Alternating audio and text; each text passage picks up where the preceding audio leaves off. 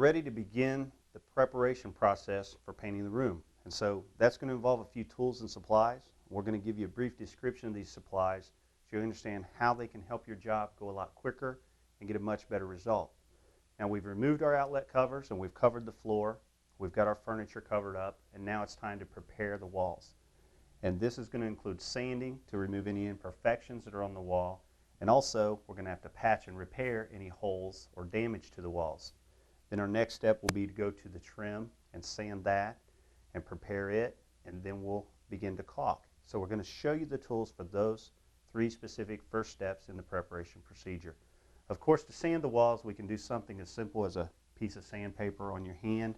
You can feel the wall and just sand to remove any imperfections or trash from the last paint job. Now, of course, that's going to be pretty tedious if you've got a lot of imperfections in the wall. But for minor, if the walls are in good shape, we can use either a piece of sandpaper or a small sanding sponge and just walk around and sand those imperfections.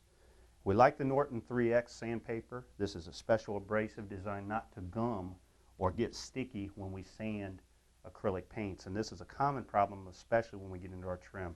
So we want to use the 3X sandpaper from Norton, and we'll use that for a variety of the prep procedures. Now, if we've got a little more involved process and we've got a lot more patching to do and a lot more sanding, we can use a hand sand type of attachment. This will actually attach any abrasive to it. This particular one is a dust-free hand sander that connects to the vacuum. So we can use this. Of course, we would connect it to the vacuum, and we can sand our walls this way, and all the dust is vacuum captured through the screen and into the vacuum. Now, if we have a lot of really bad imperfections, raised areas and bumps and imperfections in the wall, we may want to go ahead to an electric sander.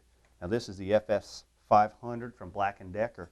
Nice feature of this tool is it easily attaches to a regular commercial vacuum with no adapters, and this will vacuum capture all the dust generated by the sanding process. We're going to use this sander to sand our flat surfaces on the trim, our baseboard, also our doors, and also the areas of the wall that have some imperfections in them.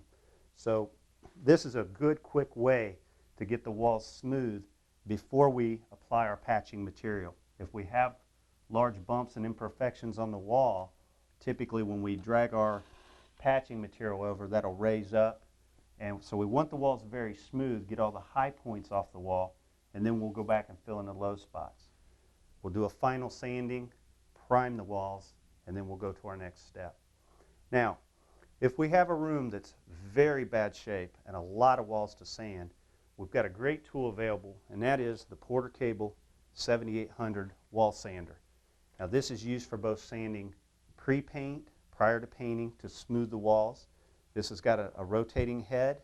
Again, everything is vacuum captured, and this is a very fast way to sand a large area of walls. The head flexes, and we can sand this entire wall very quickly. The Porter Cable sander also attaches to the vacuum, so any dust that is generated by the sanding will be vacuum captured. This sander will be used as well when we have large areas of patches and we have several or multiple patches on the wall. This is going to be a very quick, easy way to sand the entire wall quickly. If you just have a few small patches, certainly we can go back to the sanding sponge. We may want to hold the vacuum there if we're doing some hand work, but we want to keep the dust to a minimum so it doesn't contaminate the surfaces before we paint them again.